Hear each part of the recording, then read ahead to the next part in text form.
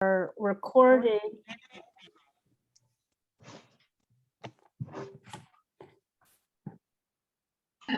And we are live, friends. Welcome to everyone here with us on our Facebook page, as well as here live in the Zoom Poetry Studio. I'm Sandy Yannone. I'm the author of Boats for Women, which has a very kind of wavy cover to it for today's live open mic on the theme of our Poets Focus today, waves. However, our poets who have gathered today choose to express and interpret the theme is what we'll be hearing today. 15 of randomly selected, randomly arrived, randomly signed up poets will be each reading for 5 minutes a piece. And if we can, we'll get to some poets on the waiting list for the open mic for this 90-minute around extravaganza on the theme, as I mentioned today, of waves. We've already got the list. We've already done our sound check. We are ready to go. We will, if you are interested in getting on the waiting list to read a poem, feel free to personal message Kim Parsons, who will take that, and we'll see how many folks we can get on to read today. Again, I want to thank everyone for joining us here on this Sunday afternoon, evening, and for some folks on the call here today, it's already Monday. We have an incredible 15 poets joining us for our reading this afternoon, and I'm going to go right to our first reader. They'll share their name and they'll tell you where they're joining us from, and you'll get to hear this incredible swirl of words about waves. First on the open mic is Thomas A. Thomas. Thank you, Sandy and all. Coming to you from Olympia, Washington on Squaxin land. And I'm just going to read one old one that happens to begin and end with waves, and leave space for more readers at the end. This is called An Old Question. Is this the moment I can begin to describe a moment under October sky in August? Or need I tell you I dreamed erotic dreams of body surfing on clear blue-green waves and found that one curve that led to the shore? And what of the dead dog yesterday in its black plastic bag on the rainy walk? Is that a part of this? Are you interested? I am sitting under this October sky in early August, leaning against the brick west wall of some building next to this parking lot, facing a late afternoon sun. The shadows are sharp and dense as in winter. I begin, moss-mocked leaf flight, tumbling brownly down through shadow and sunlight toward the woods floor, as quick crickets slowed toward sunset. No, I am sitting in this parking lot, which suits my mood, under an October sky on this sunny day in August. A black pebble lies, barely visible, like a heart in the shadow of a white stone. Blue-green waves collapse toward this shore in a moment of shadow watching on a cool August day.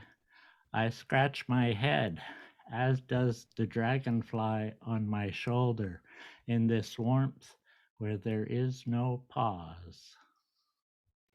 Thank you. Oh,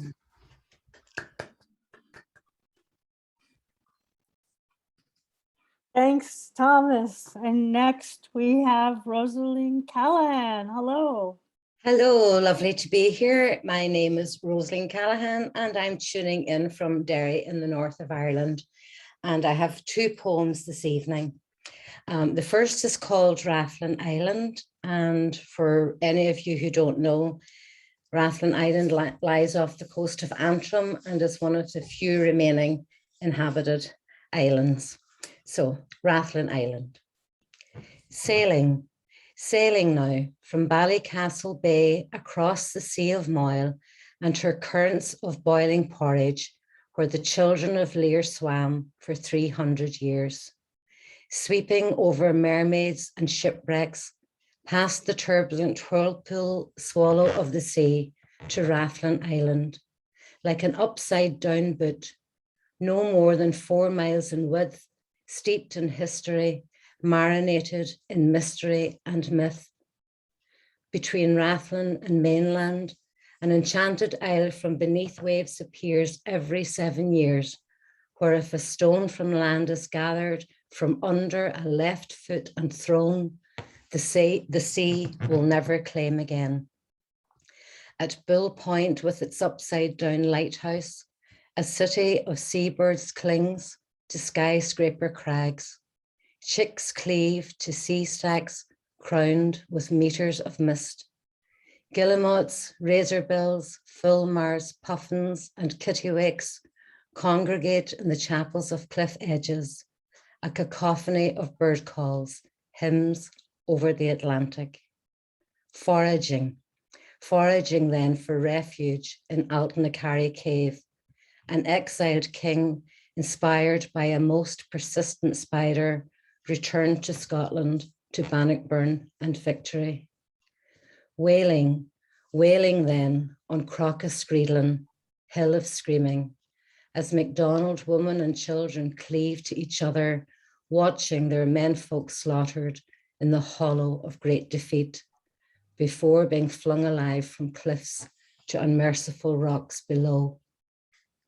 Flying now, are peregrine falcons and a pair of great skua over fields embroidered with standing stones, adorned by handcrafted stone walls, where the nimblest fairies in Ireland dance on the round stone pillars, as inquisitive blue-eyed seals bask at Usher Point, and the golden hairs of Runaville prance on carpets of rare pink and purple orchids. Sailing then from Church Bay, where 500 souls compelled by great hunger walked onto ships of hope, eyes cast back to flocked islanders waving farewells as the masts sailed inexorably towards and then over heart's horizon to lands where dreams turned upside down, to absence, longing, fresh hardships, and sickness for home. On the culled island, all that's left of them is a commemorative stone. Thank you. And the next one is Communion. And this one was written last year for the time that was in it. And I was delighted and thrilled that this was included in the anthology last year for the Seamus Heaney Award for New Writing. So it's called Communion. Places of worship stand bereft, naked without the clothing of their congregations. Cathedrals, churches, chapels, temples, meeting houses, masjids, and mosques are all empty. Lone priests celebrate Mass, offering a solitary communion to hymns of whispering dust. Bells are silenced, humbled by the benediction of the silent streets as the people stay home to protect each other.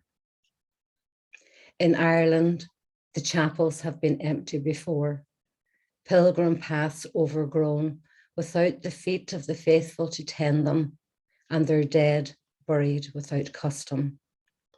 The mass rocks are still standing, the wildflowers are still blooming, the ocean still crashes at the feet of Slave League, and its waves continue to make sacred communion with our shores.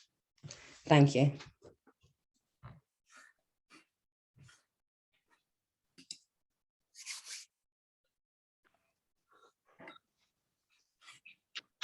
Well, hello, everybody. That was lovely, Rosaleen. Thank you. Two short poems for you tonight. Shouldn't take up the 5 minutes, so I'll kick on. First one's called Wave. It approaches, that triggering time. Breath shortens, heartbeat quickens. Blood pulses in the ears. There is no good time, proper time, convenient time, planned time for this. Down deep I plunge, the waves' weight overwhelms, roaring in my ears, driving me further down, towards the onrushing darkness that rises to meet me. Forcing myself to look up, I see the filtered light dancing on the wave surface, like glassy liquid droplets of the sun reflected and refracted, a myriad of colours bowed by the rain. Like silver salmon sparkling in their spawning time, the life force surges and drives me upwards. I am not in control of this. The wave carries me, tossing and tumbling like silica, silted, shifting sand rising up, suspended in a sandy cloud over the ocean floor. My emotions boil and spill, bubbling up like hot milk over a heated pan's lid. Breaking the surface, my spirit and body gulps the air in hungry grasps and stretches for the sun's embrace. I have survived the wave again until the next time. And the second one is another short poem as well. I hope you like it. It's called The Ninth Wave. It's based around the first poet to the first poem composed in Ireland. And this one's called The Ninth Wave. On this island, whose forest and woodland was laid low at the will of the stranger, we still have a common story here of a land of ever winter as known to the Roman tongue. 9 waves to the shoreline, Amergin, Songfather, son of Milid, carried on the 9th wave, stood upon the sacred ground of Ireland and sang the first song of invocation there. Now we must answer that ancient song that sings within our memory and land imagination upon the sands of another uncharted shore of the mind's eye, discovering new songs to sing old words, rhyming the past with the present. The circle remains unbroken, the old reborn anew, again and again with each new surging 9th wave upon the shore. That's it, my friends. Back to you all. Thank you for listening. Thank you so much, Cathal. So great to, I had a feeling that the folks from Ireland would come out tonight on this theme in particular. And no one is disappointing. No one is disappointing. Thank you. Next, we have Rachel Gomez. Hello, everybody. Can you hear me? So this one is on theme, but slightly off theme. I was thinking of the waves of grief that come over so many of us when we read the news lately, and particularly looking at gender-based violence. So this is around that theme, and I felt like a wave of grief, like so many, and wanted to write something about it. It's called Just a Block From. Another woman plucked off the street, dragged by the hair till blue of feet, wings clipped, wolf meets frock, just a block from safety. Here lies another, parents called her Gracie. Just a block from safety, we'll gather to make daisy chains. Some will pray, plaster your portraits on walls in a subway. Pick your mama up off of the parquet, for even in this grey upon grey, She leaves a porch light on for the fireflies to carry you home. Pepito should have been carefree to roam, killed by bow, a death in slow motion, a police cam show. Lena was wearing a purple top, said the cop, a daily walk beneath treetops. Bus stop, lunch got stop, a skip, a hop, just drop, please stop. The defense asks, were you, madam, wearing that top? What vibe did you give off? F off. Prince Andrew rubs his shoulder, just dusting Virginia off. No recollection, said the toff. Andy doesn't sweat it, too well off. It is not a rhetorical question when women ask, where does the buck stop? And my second poem, thank you, is called Toa, and it's about a beautiful baby whale that was breached on shore here, and the grief of its mother. And many people in New Zealand tried to help save the whale, but unfortunately she didn't make it. And it was named collectively by the New Zealand people here as Toa. Somewhere a mother wails, holds her breath, grieves for clarity, nothing being black and white. Her baby lies waiting in the way surfers wait, suspended in time, lingering to ride that perfect wave.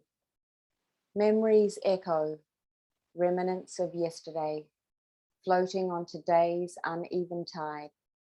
The depths of grief, black and white as love, blue for one another. Thank you.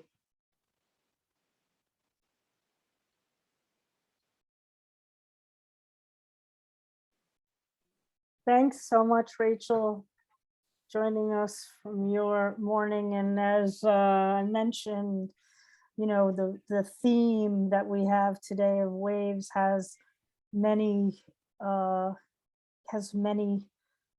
interpretations and permutations. And so, you know, we're looking for, as always with the theme, that the prismatic look through that word of waves. Thank you so much. Thank you.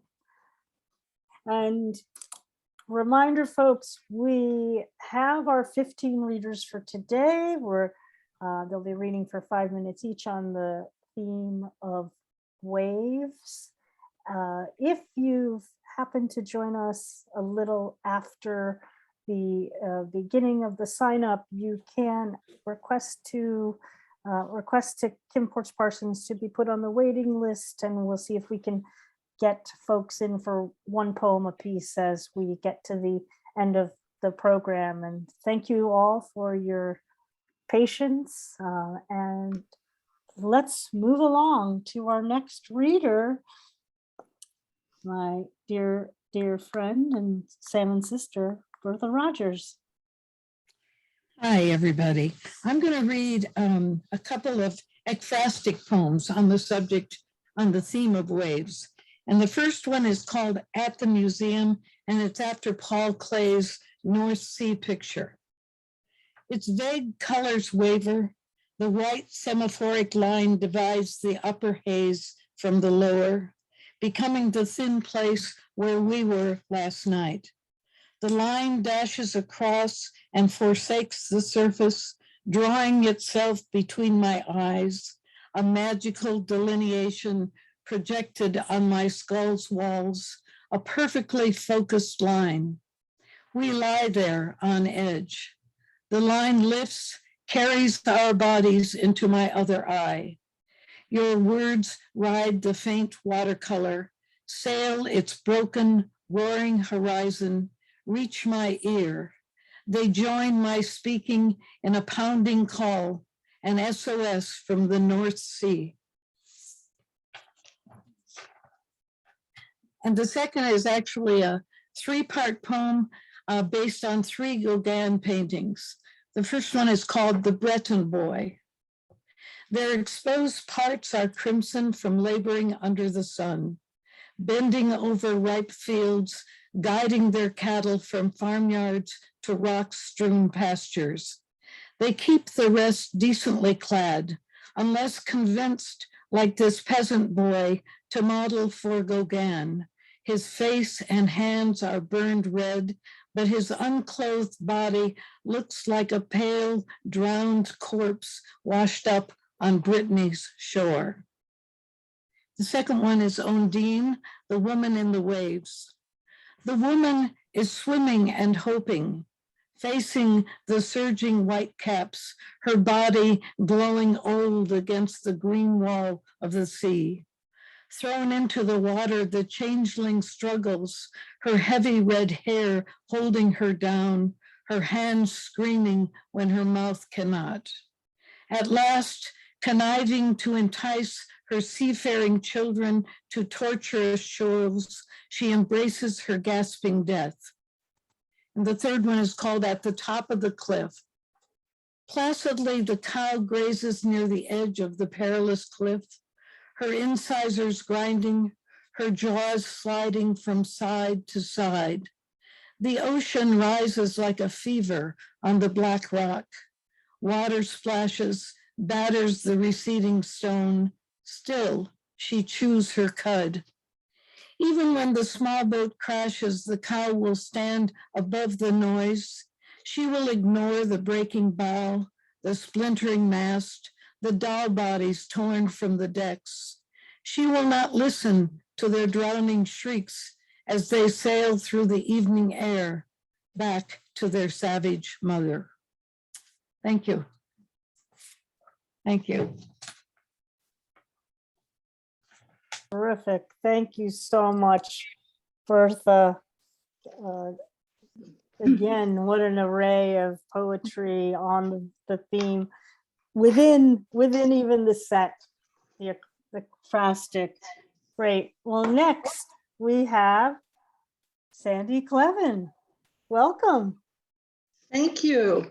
I am, yes, Sandy Klevin. I'm going to read from Defiance Street. I have found two. Did you? Yes. Okay. No. Oh, am I muted? No, she would tell me. Okay. Now I've used some of my seconds. I am going to read two from Defiance Street, poems and other writing, my book. Beginning with Out of Place in Seattle, that references Theodore Roethke, and the epigram is also from him. A lively, understandable spirit once entertained you. It will come again. Be still. Wait, Theodore Roethke. We don't speak of stones or the sea in Western Washington. We use other words in place of these, found out in your poetry. That's how I knew you weren't from here. We don't talk the way you do. It's an inclination to eschew words like eschew, because you sound too big for your britches, like I was when I was little in Seattle. Crying through the diamond links, crushed by a congress of friends, with you locked up in the violent ward, 2 northeast blocks away. You came here from someplace else to put things differently. Poetry's province is elsewhere, a stone tossed up from the sea, embedded in the poet's shoe, one blink from catastrophe. A child kneels at the lip of a wave. She stretches out her hand to reach for something shiny. You know what she wants, drawing under weighty water. Walk weary to the beachhead, waiting till she follows. We walk the weary beaches till clamshells leave half moons on our soles. Then you say, stop now, Sandy. You have more than you can use. Let's go home. The sun goes down on Puget Sound. The sea is far from here in Saginaw. You still don't talk like me. Paid up.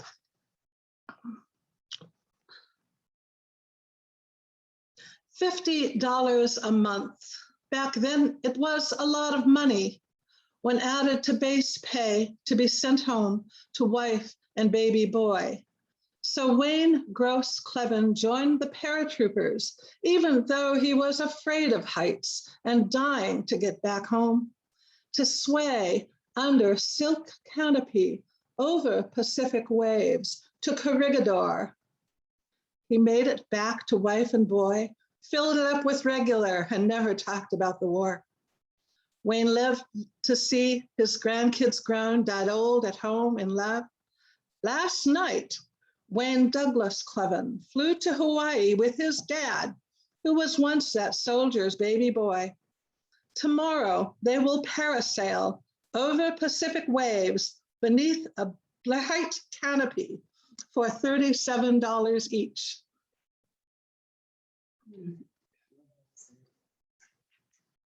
Thank you, Sandy, joining us from Anchorage, Alaska. This, well, it's still late morning for you folks. And we move next to the great Midwest with Marcella Remund. Thank you, Sandy. I'm speaking to you from South Dakota, and I want to say these are the lands of the Oceti, Shakowee, or Seven Council Fires Nations, which is the proper name for the tribes of the Santee, Dakota, Yankton, Nakota, and Teton Lakota people, commonly referred to as the Sioux. I have two short poems. Most of you know that in South Dakota, we're pretty landlocked. So we have maybe a different take on waves here. This first poem is called Seagulls in the Parking Lot. Seagulls in the parking lot at Coffee Cup off I-29 in northern South Dakota seem out of place, paradoxical. There's no ocean here, unless you count the lapping waves of corn and beans, the white caps of drying wheat. No fish either, so parking lot gulls hunt paper cups. There's no sand here either, just the gravel of glass and ground shell, stowaways in tire tread from wetter places. There's no ocean here. This is promising frontier though, so flighty seagulls follow spit chew and burger wrappers to the ditch dry parking lot at the Coffee Cup. These rogue gulls, their unflapping sail wings, their sextant eyes and webbed feet, call and circle, displaced over asphalt and oceanless prairie. In my landlocked dreams, gulls wing along a shore, spearing smelt or beaking turtle eggs. I'm in a turtleneck in a palm hut near the ocean. Crabs on a reed grass mat claw toward my coffee cup. And I should have said that was a villanelle, but I forgot. This next one is called The Boy Who Practiced Drowning. He was always long gone by the time I threw the life preserver, not even a bubble breaking the surface. I pictured him standing stock still on the bottom, silt between his toes, his gray eyes blink, blink, blinking. Later, I would see him dried out at the hardware store, buying 3 penny nails for his drunk old man, or getting pummeled by Spider behind the seat and eat, his fishbone legs akimbo. Or at the 66 buying cigarettes and a paper for his shut-in mom, and that nickel pack of sun seeds he'd spit all the way home. Next day, I'd skid down the dock like sliding into home, throw the ring a split second too late. I'd imagine billowing silt again, his pale eyes, blonde hair drifting like chara in the soupy green water. Brother, that crazy boy sure knew how to drown. Thank you. Wow, thank you so much, Marcella. you know, we've got a hefty waiting list, so I'm going to keep all my remarks to the barest of minimum for me, and move us along next to Lorrie Wolfe. Thank you, Sandy. I want to thank my friend Kate Wegerson for getting me connected here. This has been so welcoming. I've only been here a few times and love it. I'm going to read 2 poems from my book, Mountains, Myths, and Memories, which is an anthology that I put together a few years ago.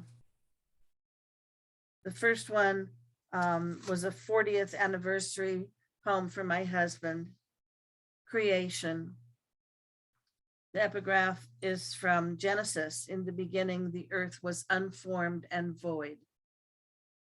Creation. On the first day, I was a child playing alone in the sandbox. On the second day, I met you, and the world shifted a little. On the third, we conceived sons who were born in great waves of wonder. On the fourth, they grew tall and waved goodbye as they left for college and the world. On the fifth day, we held grandchildren high in the air and measured their progress in pencil on the closet door frame. On the sixth day, we grew gray, wrote poems, and went for walks that took 40 years. On the seventh day, we rested on memories and laurels and riverbanks. And whatever shall we do next week, my dear? Thank you. The next one is a pantoum for a flood. In 2013, there were 100-year floods in northern Colorado, and they just destroyed some beautiful areas, wild rivers, and it was quite a shock to people. Pantoum for the flood. It's changing my idea of a river. My green refuge turned roiling molasses, waters relentlessly rushing and rising, like four-armed Shiva wreaking destruction as he passes. My green refuge now roiling molasses. Strange how mud makes everything clear, like Shiva destroying and cleansing as he passes those things and places I once held dear. Strange how mud makes everything clear, making all this baggage unimportant, when things and places I once held dear can change and vanish in an instant, making all this baggage unimportant. I should have cleared this place out years ago. Life can change and vanish in an instant, but it's people and memories you never let go. I should have cleared out years ago, before waters came relentlessly rushing and rising.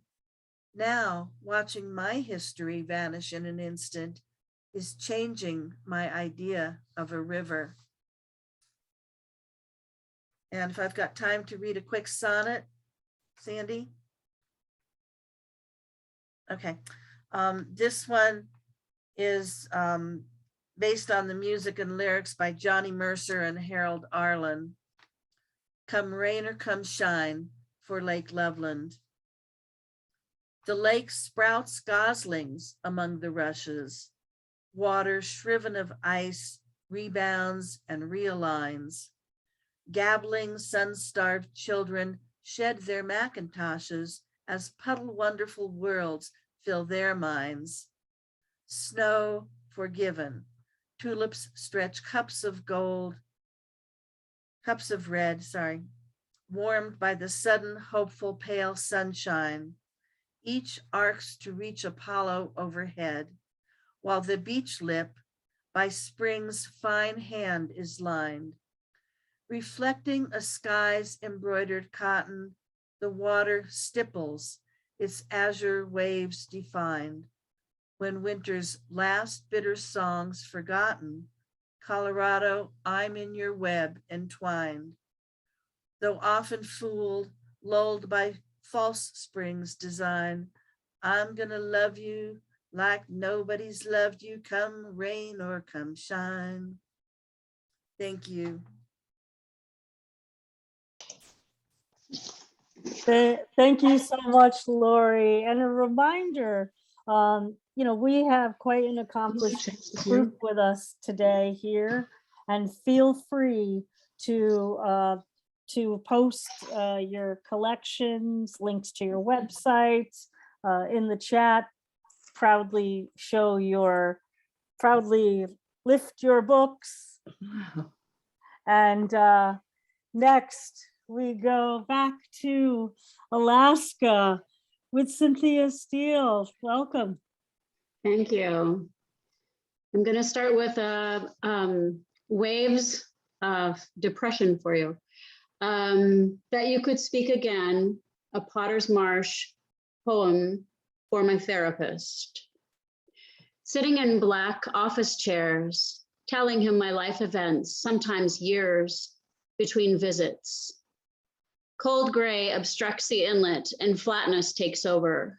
A pale, dull Turnagain arm in a wind-whipped panorama is severed from glimpses of Potter Marsh itself. Winding down these narrow streets, cottonwood, alders, spruce, buffer the sounds of small birds. A raven caw starkly breaks through. He's Scottish. A brave heart cut out outside his office door declared, teach them to fight for freedom. This canvas so blank, cool air catches in the throat as Arctic air mass settles. January sea ice growth speeds up, then fluctuates. 34 degrees, cloudy. Ice hazily absconds with clarity, covering sodden thick viewpoints. At pullouts, photographers tossed around, turned frigid, escaped to their warm cars. He and his wife, both therapists, walk holding files to messy offices, listen to words and silence. Birds leave, trees falter, lurching mid-flight over dirt roads with trees cut away, fluttering, faltering, lilting, off kilter, leaning into a wind that picks them up like a swift, large hand guiding their movements, the smaller of 20-something species that remain in the frosty air. Of summer's countless bird groups, cackle calls from behind trees. Walking beside, he told errant quotes, made people laugh to aid in the process of finding ways through life's storms. Metal signs resist sideways winds. Cars pulling over take the ditch. People play looky-loo, help others, take safety breaks in these dangerous moments before whiteness also falls. People say when it's rainy snow owl white outside, isn't it beautiful? Lines blur, taking clarity away. There, the tears that fell, the silly jokes that failed, the statues of Ludwig, his cryptic scribbled writing. We see nothing, no grounding, no tangible things, no streets, highways that slush pull trucks off into ditches, soft shoulders. I fear I'll never come up for air. I feel so subsumed. But yes, when the snow falls in slops, sliding off overfull trees and branches spring up in response, it is beautiful. Always a warm, distant friend. Radiation racked baritone to gravel voice. Cancer took his healthy paunch. I languidly walk my dogs, pulling a hopeful blue sled. Looking around, I can't see. Damn, I need landmarks. When I cannot see beyond myself, things turn too cloudy. Conversations with this warm, well-worn, scribbling man always helped me find the sun. And then one more, if I have time, is tremolo. Tremolo is in cirque. Golden loons, rainbow trout, dark strands of hair refract like glass on a lake. Shattered images, a body floating vertically, standing underwater, where your eyes cloud over, your arms reach out to me. This is not Ophelia's shallow pool. This lake is deep, 5 miles long, yet no one rescued you because you are invisible beneath the surface like golden plover on land. Hundreds of cabins lay vacant in autumn near the lake's surface. You called to me. I'd just seen you. What was real is a dream. Voice echoes from a machine. I never pushed play, never heard your voice until your body lay stowed away. Horizontal in the Aurora Cemetery, we'd packed inside a tiny white church where your brother and friends hoisted you up, carried you down the corridor. Must have been 100 of us inside that church. Call me, you said. Your arms float inert without force. My short eyelashes flutter in the brownish water. I see the boat from the wrong angle atop the lake and think there is nothing wrong with the boat. It took on no water and yet my ears won't pop. I'm glad I'm underwater. I glance up at the boat's paint, light blue worn through in patches, old but intact. Why 2 men barely out of high school abandoned a boat in need of nothing save a little paint, we'll never know, nor why John swam while you drowned. When I close my eyes, murky, tepid lake water and you stand frozen in time. For 10 years, I could never go anywhere near that foreboding lake. Did you suddenly breathe in the water like air? You can't see me, but my hazel eyes still plead. Stretching within inches, trying not to lurch awake, my dream world melds with the real. All day, pinpricks. Into my ears, the sounds of the tremolo, the common loon's insane laughter. Thank you so much, Cynthia Steele. I just have to say, as you read that, like a little bird landed right on my windowsill, right beside me, just as you mentioned the bird. It's unbelievable. It keeps coming there. If I could turn the thing, I'd show you all, but we must press on. We're halfway through today's Poets Focus on Waves with our featured readers, up to 5 minutes apiece. And we are optimistic to get to at least a few of you on the open mic. So let us wave along to our next reader, Matt Mooney. Yes, Sandy, here I come.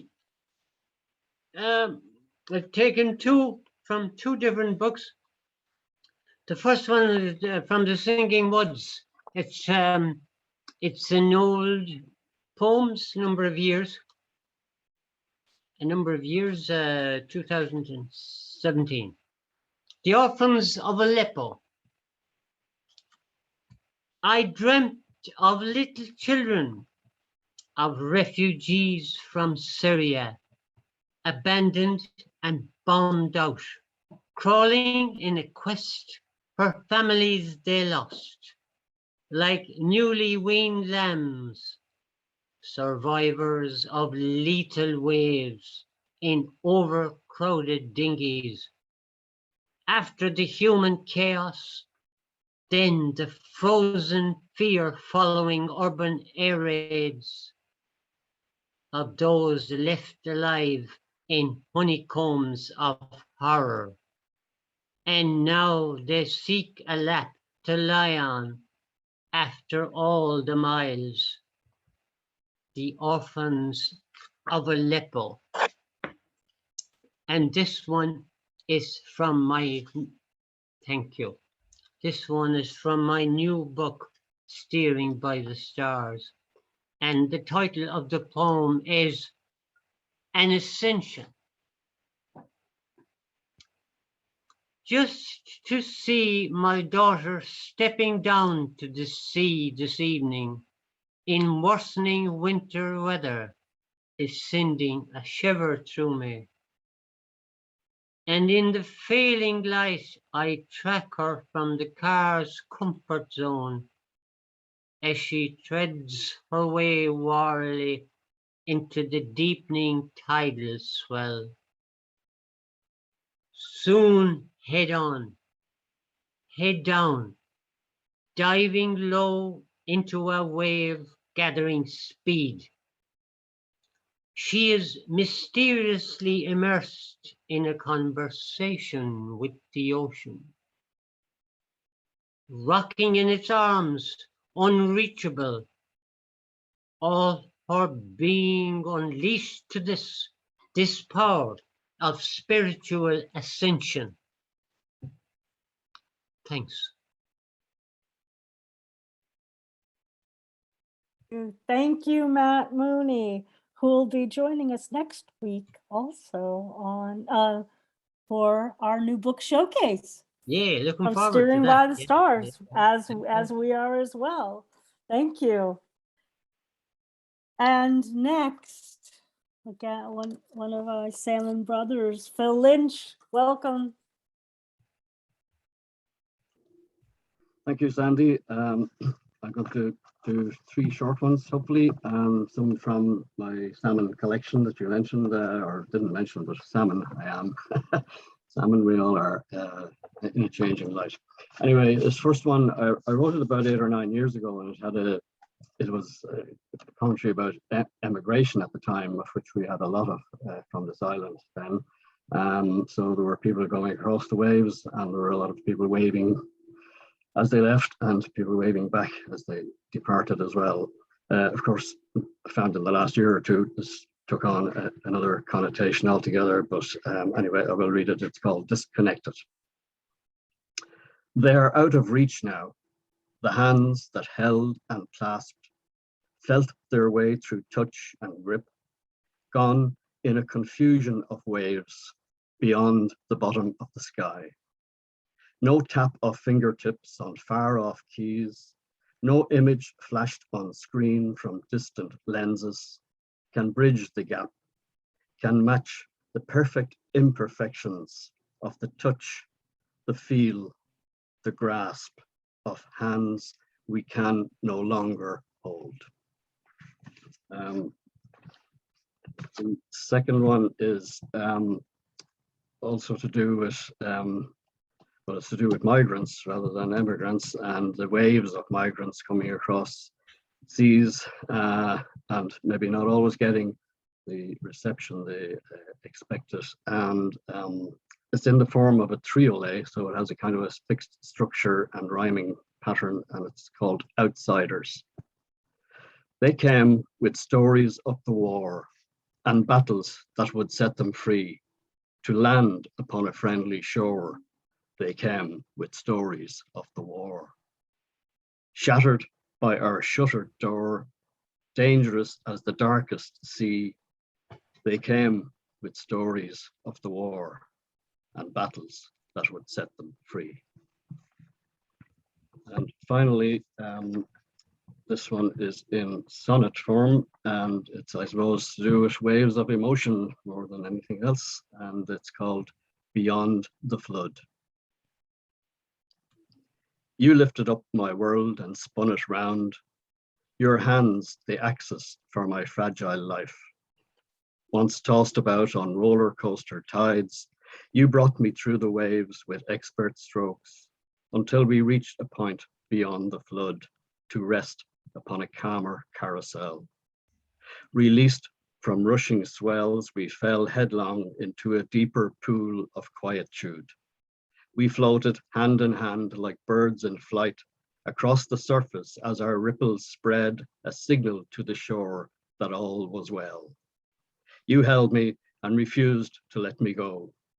I melted like a snowflake in your palm, a teardrop wrapped inside a silken cloak. Thank you. Thank you so much, Phil Lynch, joining us from Dublin this evening. And we move along, wave along next to Michael O'Mara.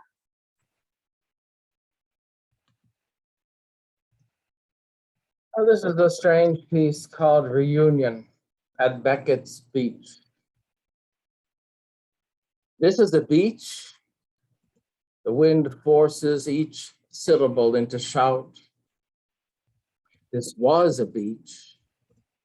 The metal in their knapsack emits a muffled clank as it drops to the rocks. They sit in windy silence, each garbed like a rumpled Gloucester fisherman. Do you think? They let the wind and waves answer. The last time we were here. The last time we were here, the sea took everything. We were here. What a sentimental bunch. Not polite to talk with your heart full, he quotes. Eyes closed and slightly shaking faces, nearly relaxed toward symmetry. A figure approaches, waving, agitated, not hello, but go back, come back, danger, Will Robinson, shouts, eaten by the wind. Whir and roar, the storm continues, whir and roar. They both wave that royals on parade screwing in a light bulb wave. And the figure switches to a heck with you, head shaking, hands shrugging in the air wave, and saunters, yes, saunters off. Have we cataloged waves? Still shouting. He was damn near a tsunami. The wind interjects into the conversation. Emphatically, the ocean replies. I don't know. What? His face asks. If they will. He shakes and nods in non-committal awe. Blood only tugs so hard. By now, wet eyes could easily be the wind. Your Warftenheimers, and it's any stranger's guess. Safe word, trigger word, fighting word, pet name, Gesundheit. Eyes roll, head to the side, half tisk, half sigh. Arms folded in a searching look out to sea. Then as quietly as the wind allows, you're Warfen. You had too many consonants. I didn't know that was possible in German. Ich bin ein Dumbass. Dummkopf, Egypt. The next feeder band takes longer to pass. They latch on to each other as though it matters. Had to be today. Of course. They're not coming. The wind seems to agree. It's time. One holds the urn as the other unscrews the lid. Together they lift it overhead the way a priest lifts a chalice. The wind's vortex sucks the contents out and scours the vessel clean. One drops and stomps the emptied receptacle with his boot and nearly flattens it. They each take large rocks and together beat the metal into the rock face until it is one with the rock face in the shape of a crude Bronze Age mask. If they come, they'll know. They hug for a moment, half lumber, half kite back to their cars. One leaves straight away. The other waits until the rear red lights recede, then tilts like a mime back toward the waves.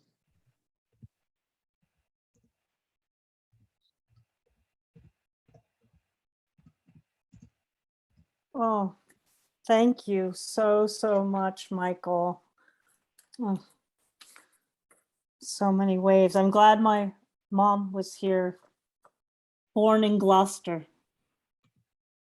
for her to hear a mention of Gloucester today.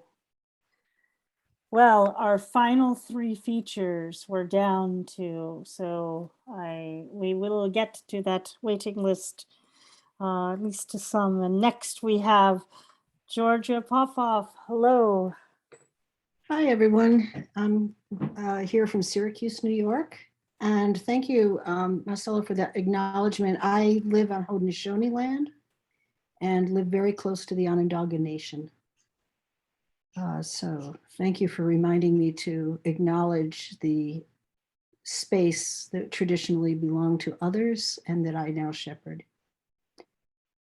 I will read 2 poems from my manuscript in progress. My most recent book came out. We launched it 6 weeks before COVID, but now I'm on to new work, so I'm very excited. Thank you for listening in advance.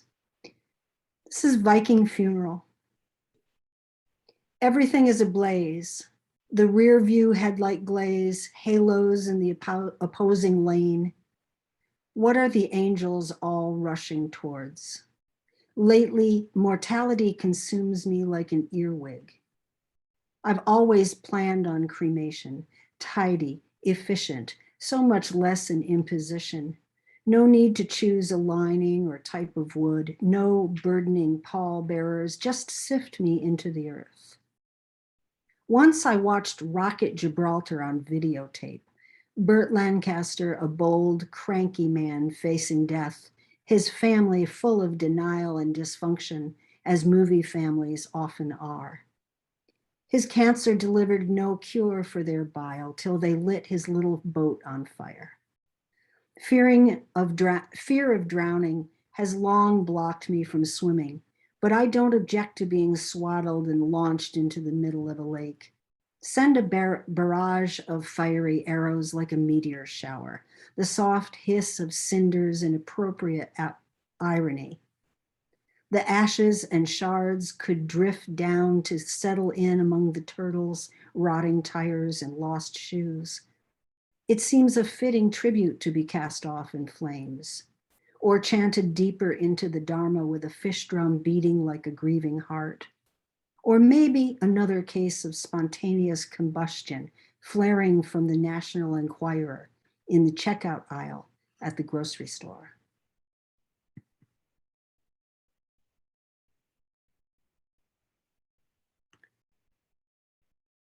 This second poem is called St. Anthony and Stephen Hawking Conspire to Maintain Order. Matthew Olsman asks, if this is true, what else is true?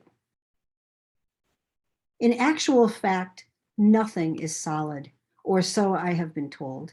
The universe is comprised of a collection of molecules in close collaboration, making space even more vast than we ever assumed. This makes me cautious when climbing on my desk to hang a portrait of St. Francis de Sales, the patron saint of writers. What if I fell through? Where would I land?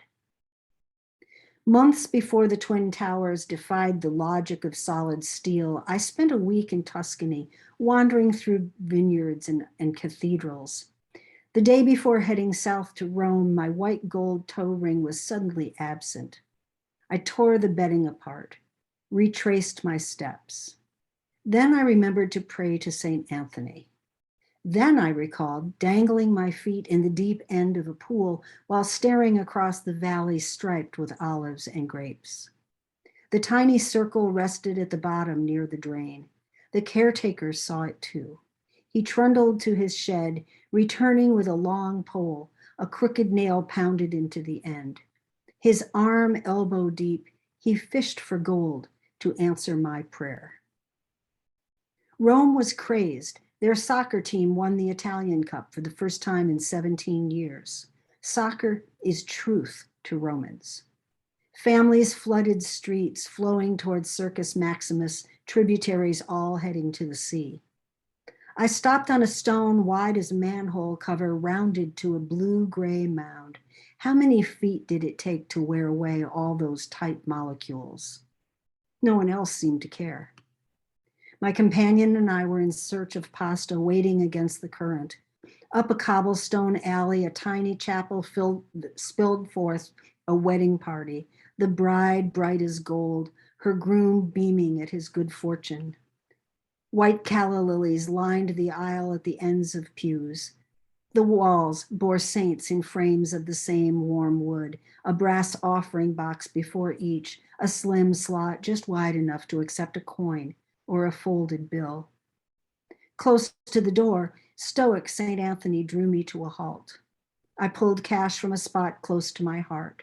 Reserving enough for a meal, I pressed lira into a neat package. Tonight, the Tokyo News tells the cable world a distraught father dives beneath the waves in Fukushima, searching for a miracle, a gold ring, a shoe, any hint of his daughter swallowed by the sea. Swabbing a tombstone, he says, "Each day I wash my face and her name." He never knew how to dive before this. Grief drove him to it. Once he had a beloved, then in the space of a moment, no trace. Beneath the breakers, remnants of walls, cars, bicycles, evidence of the dead, all those molecules, the distance between never to be filled. Bones, heart, skin, stardust. Each life a single cell in the expanse, claiming no boundary, no logic, agreeing to be true. Thank you all. Thank you so much, Georgia. Terrific new work. And we look forward to more. All right, next of our features on the open mic, Harvey Soss. Can you hear me? Welcome.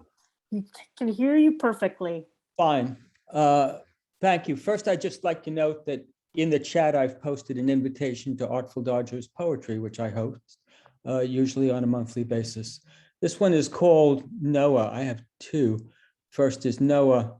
There were no how-tos on how to survive the flood. No time for a visit to a shipyard for casual note-taking. No instruction booklet or manual accompanied God's command to build an ark, whatever an ark was, the or else implicit in it. Not even a few hours off to teach Naaman, the children, how to swim is a backup plan. If asked his opinion, he wasn't. He would have advocated for a less severe punishment, locusts perhaps, or erectile dysfunction, something more than a slap on the wrist to be sure, yet not so permanent as near extinction would be. If prayer is God's food, wouldn't he himself starve if there was no one left to daven apart from Noah and his brood? A compromise, then, as being best for all parties.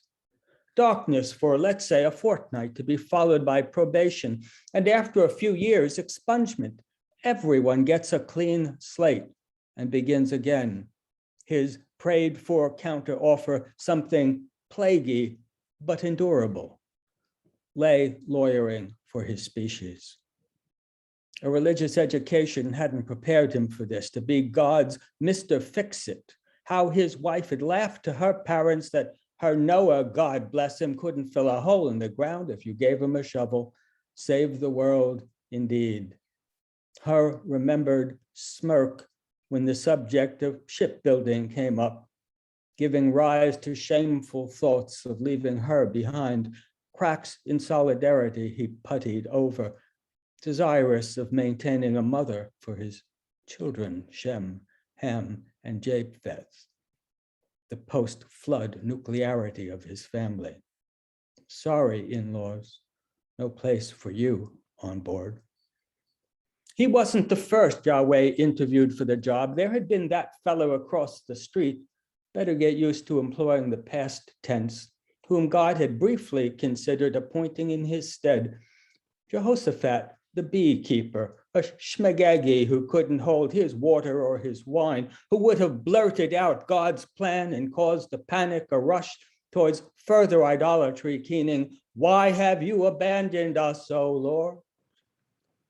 Noah, born under a Death Star, seemed to have been made for the ark, able to keep his mouth shut about having suffered from seasickness, his prior lack of ocean-going experience, about never having waded in above his knees, misdirecting inquisitors by characterizing his woodwork as that of a hobbyist, perfectly suited to a straw man captaincy, given to understand in the form of a persimmon seated with management's assurances that these waters once loosed wouldn't rise high enough to swallow all the arable land, a vineyard on the summit of Mount Ararat, for instance. Who was he then to question Elohim's intentions, the Lord's megaphonic halloo of do-overs, or to exult to passing neighbors, I've got an ark and you don't? Who was he or any of us to question the God of the chosen's choice of drowning en masse over rehabilitation? No righteous kvetcher, cautious by nature, would dare to term it peak, or suggest to those more angelic than himself the utility of water wings. Approaching the appointed hour, clouds prepared their drenchiest plague impressions, the first few drops of which idolaters shrugged off as incidental contact. With no thought of this being an existential moment, you can't walk back. According to celebrity idols, worship for their good looks, nothing had changed. As it wasn't a work day, nor one remarked in the Jewish calendar as a day of eternal rest. Not even yenters were heard to complain. Mensches, being mensches, counted on a further lifetime of good deeds, with only Noah and his family glancing up, frequently, stealthily, for any sign of rain. I'll just do that.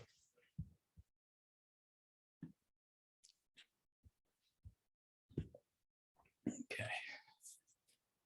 Thank you so much, Harvey. And folks, please do check out the Artful Dodger Poetry series. And Harvey has put in the chat information for how to attend. Our final reader in the featured segment of our Waves Poets Focus open mic, Susan Abbott. Well, thank you, Sandy, and thank you all for being here today, listening and reading. I've enjoyed every one of you so far. I'm coming to you from Long Beach, California, which is traditional Tongva land of the indigenous people of the area. And surprise, surprise, I'm going to read a villanelle. And it's brand new, special for you. And it's called The Silky Girl. Now you see her, now you don't.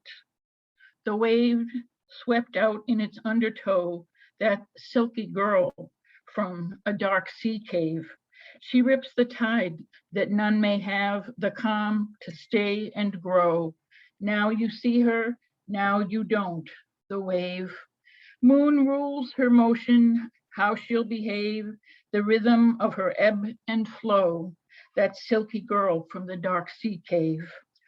Oceans deep, the seafarer's grave, the lost we never shall know. Now you see her, now you don't. The wave passes through, unshaken, she's brave. She stands solidly in its shadow, that silky girl from a dark sea cave. Issues the call, and with time may save, the conch at her lips warns below. Now you see her, now you don't. The wave, that silky girl from a dark sea cave. Thank you. No, you know how to throw down a villanelle like nobody else.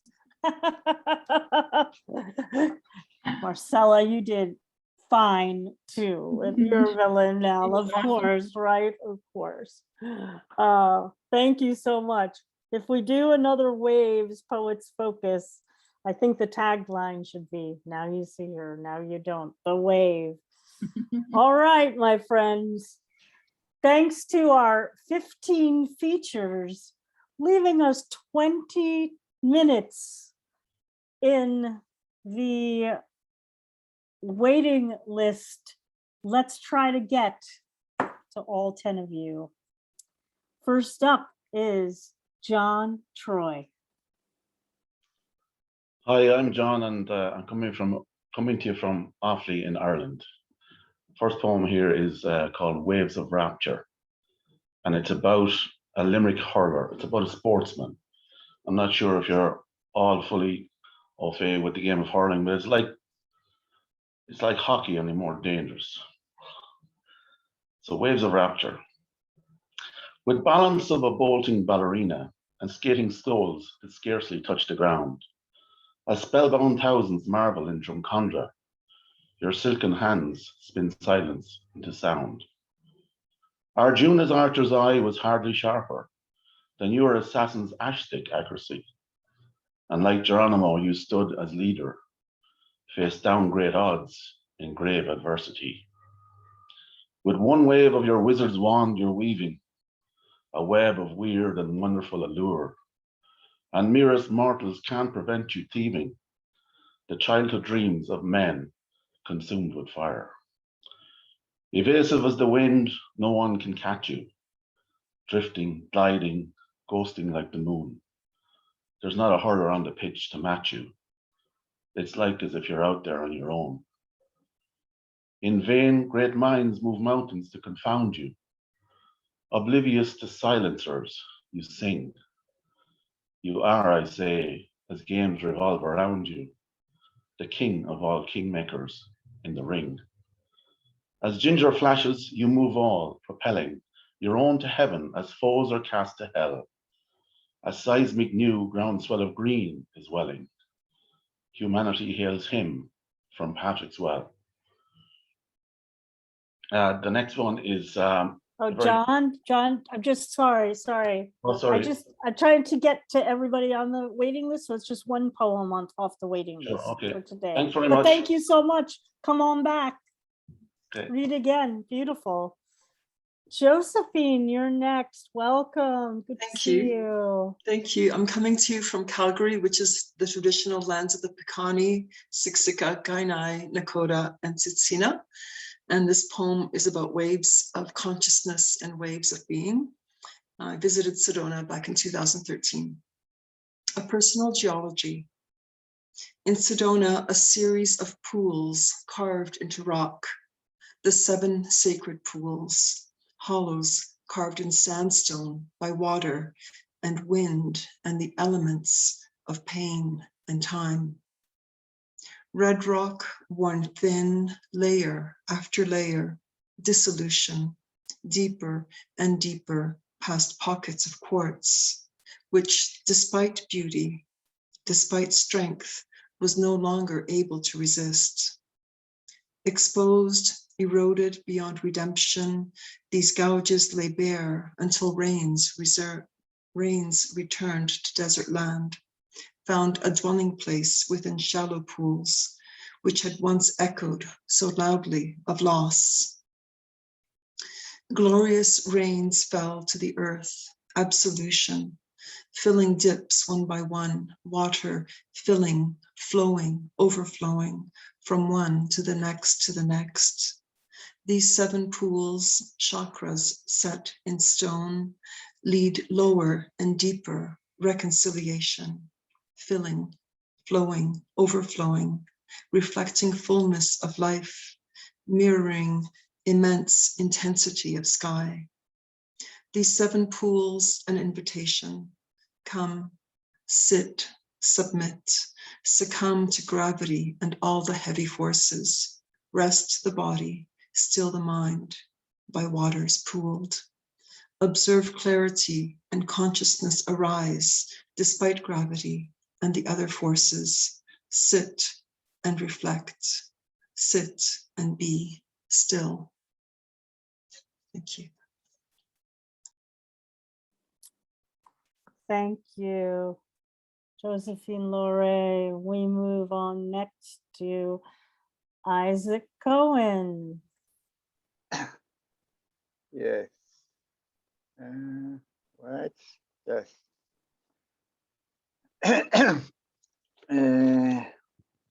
Thank you, Sandra. And thank you, all my friends. Isaac Cohen, Israel. Wait a minute. Wait. Isaac Cohen. The gift. The little bird sent us a plume. How charming is the voice of the sharp mountain spring of passion. Dear bird, thank you for the gift. We fly with air to the infinity. And the second, Isaac Cohen. The magic, wait a minute, there are airplane. Wait. Airplane. Israel. Yes. Isaac Cohen. The magic of love. How marvelous is the minute that souls unite with the stars. The sparks light in the sky of love. They shine couples of hearts in paradise. Thank you, Isaac Cohen, Israel, and thank you, Sandra, and thank you, all my friends in Canada and all over the world. Thank you.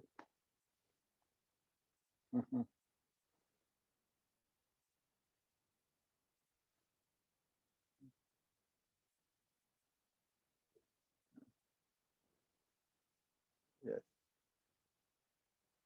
Sorry, I said thank you. I'm sorry, my mute is being very weird today. Bill Net, thank you so much, Isaac, joining us this evening. And next we go to Bill Nevins. I think we're gonna do it, folks. Get to everyone. One poem, please.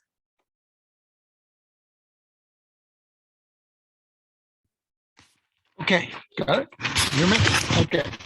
One poem, here we go. I've been thinking a lot about the pros and cons of slam poetry recently.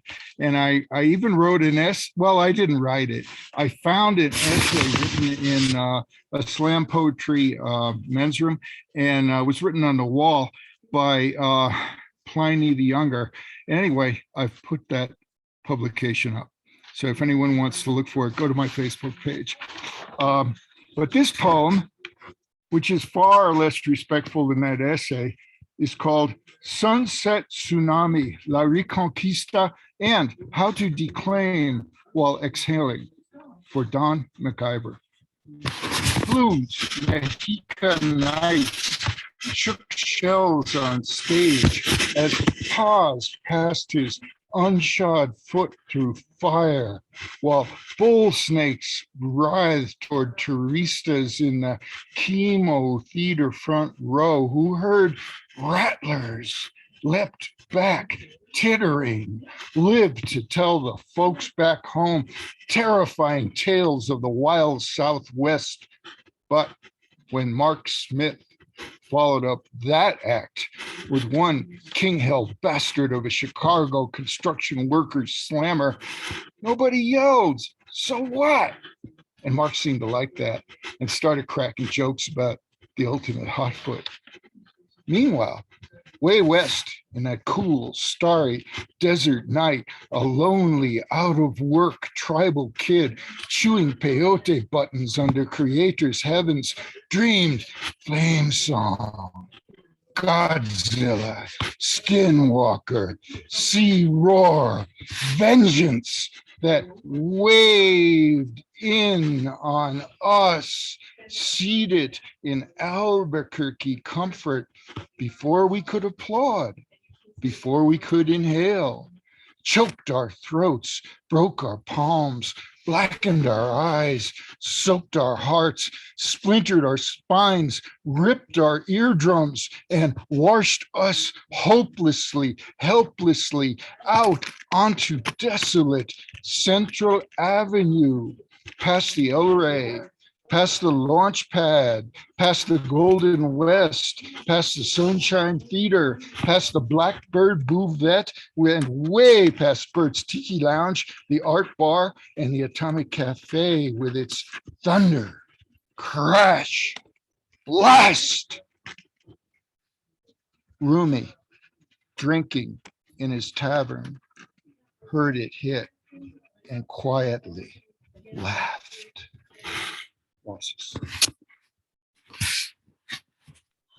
Oh, terrific. Thank you so much, Bill Nevins. You're welcome. Oh my gosh, so great to have you here today. Well, let's get our final five in, shall we? And next go to Sophia Hall. Welcome, welcome. Hi, how are you? Oh, I didn't even know it's gonna be my turn. I'm the fifth in the, what am I gonna read?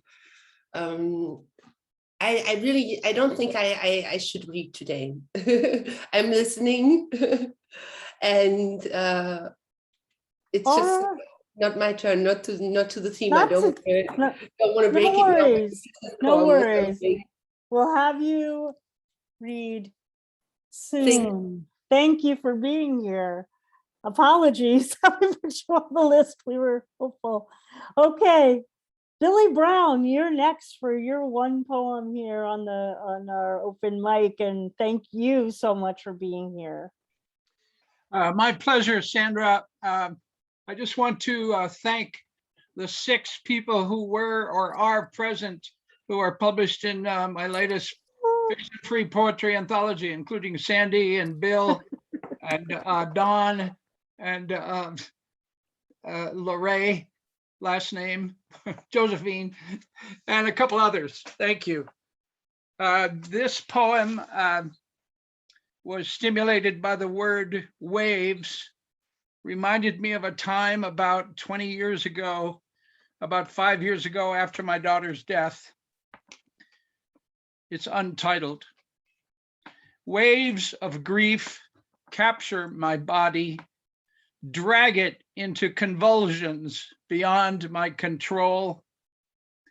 His mother in Turkey wants to help him care for his dog in Santa Fe, New Mexico, while I cannot even protect my daughter in California. Thank you. Thank you, Billy. Thank you. Well, we are fortunate today to get to hear from so many people from everywhere, all over the globe today. Next, we get to hear from Mona Lynch. Welcome, Mona. Thank you, Sandra. I'm afraid a published book is still a very tiny dot on my horizon. In a recent workshop for fledgling poets, we were given water as a theme. And I thought what I wrote then might suit tonight's theme. I realized how much I hate waves and water. Water has bossed, bullied, scared, and all but drowned me. My longest memory of it splashing over the sides of the piebald enamel bucket onto my new sandals as I tottered down to my grandmother's from the pump on the hill. It terrified our village in 1948 when it fell in torrents, broke the banks of the Waterloo Road Dam, spilled into our homes, teasing Mary and I as we played with our dolls on the stairs, creeping sneakily up 1, 2, 3 steps, trying to get us, until it ran out of venom on step 4. It almost got me in Youghal. That's a seaside in County Cork. It almost got me in Youghal when it produced an enormous wave to grab me, toss me in the air, and slap me back on the beach, full to the gills with water, but alive. Mirror-like, it lay smirking, calm and serene, watching me emigrating, boarding the Innisfallen, sadly waving to my mother on the quayside. Taking advantage again in Rome, as I sat in my hotel room across from the narrow street from the Trevi Fountain, it made sure I was looking as it swallowed red dye tossed in by a malicious artist, disgruntled with the government, and let me look on as it churned and gurgled an angry blood-red swirling horde, with not a thought for the ancient porous travertine stone. It did throw back my brothers, Pat and Jack, as it swallowed them down twice into a whirlpool on the River Lee. But the third time, it gave them back, rejecting them in disdain. It holds the bodies of a few people I loved, refusing to give them up. Like when the HMS Repulse was torpedoed in 1941, it grabbed so many young men and held them fast down in the engine room. It still holds my young and handsome Uncle Thomas. But yes, it is essential for life. It can be beautiful, but water has a menacing beauty, concealing fangs. Oh, thank you so much, Mona, for that, for the menacing beauty of those of the waves. Indeed, indeed. Second to final of our readers today, tonight, this morning, wherever you're joining us, is Jeff Kalis. Hello, Jeff.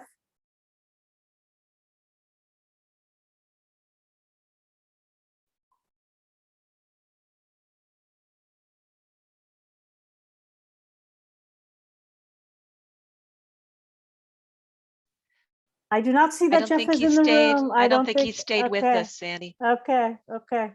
All right, thank you. Well, our final reader then today is Yeva Johnson.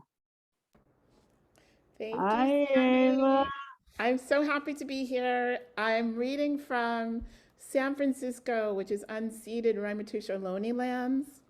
There is a wave in this poem, and if you listen closely, it will sound in your ears. Bringer of life, with gratitude to Otis Redding and Anastasia Renee. The daughter of these 3 powerful mothers would never lack for adventure. It was just about 9:30, and they were swimming by the luck of a ray, Iyamajah and Octavia Butler's fledgling herself when the azure waters swelled up, and their female offspring plopped on the copper sand, gasping for breath, crawling and clawing her way into the world. She was no Athena, just the child of the black Venus of Willendorf. She was no Athena, crawling and clawing her way into the world about 9:30 when she spied Octavia Butler's fledgling flirting at the water's edge with Iemanjá. She was gasping for breath and was so in awe, dipping and diving her way through the world. She was no Athena, more like a diasporic African water woman on life's adventure and the daughter of these three powerful mothers. Thank you so much.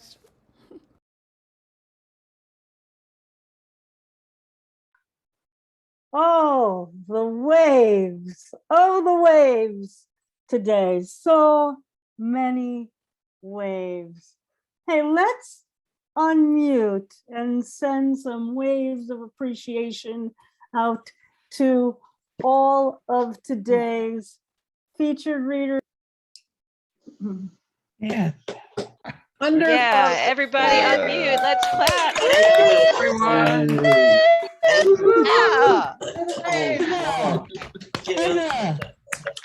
Thank you. Really great. Bravo. It's great. Wonderful. Sandy, you're muted I- again. I can feel the undertow. Yeah, we rode some great waves today. Yeah. Sure did. Even though I couldn't mute and unmute, that's its own wave, I suppose. Getting under the undertow. Everybody, we heard, I'll make a couple closing announcements, but I want to acknowledge everyone that we were able to hear from today one last time, share all of their names with you. We heard from Thomas A. Thomas, Rosaleen Callaghan, Cathal Mac Theinfhir, Rachel Gomez, Bertha Rogers, Sandy Klevin, Marcella Remund, Lorrie Wolfe, Cynthia Steele, Matt Mooney, Phil Lynch, Michael O'Mara, Georgia Popoff, Harvey Soss, Susan Abbott, and we were able to hear in our bonus waves, John Troy, Josephine LoRe, Isaac Cohen, Bill Nevins, Billy Brown, Mona Lynch, and we closed with Yeva Johnson. Thank you, everyone, for participating in today's Waves of Poetry, our Poets Focus here on Cultivating Voices Live Poetry. Next Sunday, come back. We have a fantastic new book showcase, our first of the month of November, with joining us, Emily Moan, Slate, Rachel Mennes, Terry Cross Davis, and Matt Mooney. Four of us will be hearing from their new books from this around the horn of the around the waves of the United States. Our next reading with Matt joining us, of course, over from Ireland. Thank you all for being here today. As I remind you every single week, our humanity depends on our deepest of listening to one another. And today we got to hear history, humanity, and so much more in between on this reading from the waves of consciousness, of being, and what a pleasure to hear all your interpretations of our theme for today. Well, that's it. I'm Sandy Yannone for Cultivating Voices Live Poetry. Thank you so much to Don Krieger, Kim Ports Parsons for your unwavering support. And we will see you all next week. Have a great week, friends.